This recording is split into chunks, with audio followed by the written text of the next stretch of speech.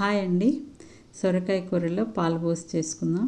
లేత సొరకాయ తీసుకుంటే మీకు చాలా రుచిగా ఉంటుంది. ఒక సొరకాయ తీసుకొని పైన చెక్కు తీసేసి సన్నగా తరిగేసి పక్కన పెట్టుకోవాలి.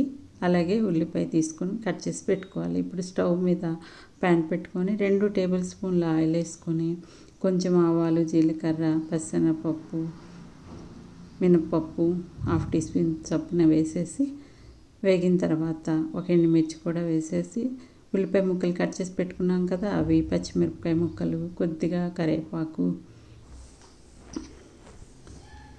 వేసేసి మాడకుండా స్టవ్ సిమ్లో పెట్టుకొని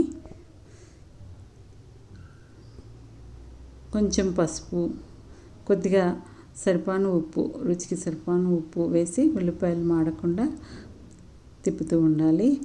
మనం మూత పెట్టుకుంటే కొంచెము మెత్తపడతాయి కదా ఉల్లిపాయలు. అప్పుడు మనము ఆ సొరకాయ ముక్కలు కట్ చేసి పక్కన పెట్టుకున్నాం కదా, అవి కూడా వేసేసి మొత్తం కలిసేలాగా తిప్పుకోవాలి. గరిటతో మనము అడుగంటకుండా చూసుకుంటే కూర ఎప్పుడైనా టేస్ట్గా ఉంటుంది మీకు. ఇప్పుడు సొరకాయలో కొంచెం నీరు ఊరుతుంది. ఉప్పు కూడా వేసాం కదా మనము ఉల్లిపాయల్లో, ఇంకా కొంచెం నీరు ఊరుతుంది. దానికే మగ్గిపోతుంది మీకు మూత పెడితే. కొంచెం అప్పుడప్పుడు తిప్పుతూ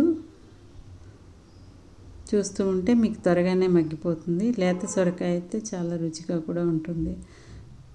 మీరు చూసుకుంటూ ఉండాలి. కొంచెము కారం సరిపోను 1 టేబుల్ స్పూను సరిపోతుంది. 2 పచ్చిమిరపకాయలు వేసాను కదా, మీకు నిండా వేసుకుంటే సరిపోతుంది. ఇప్పుడు పాలు అన్నమాట. ఒక 1/2 కప్పు పోసాను నేను. కప్ అయినా పోసుకుంటే కొద్దిగా జారుగా వస్తుంది.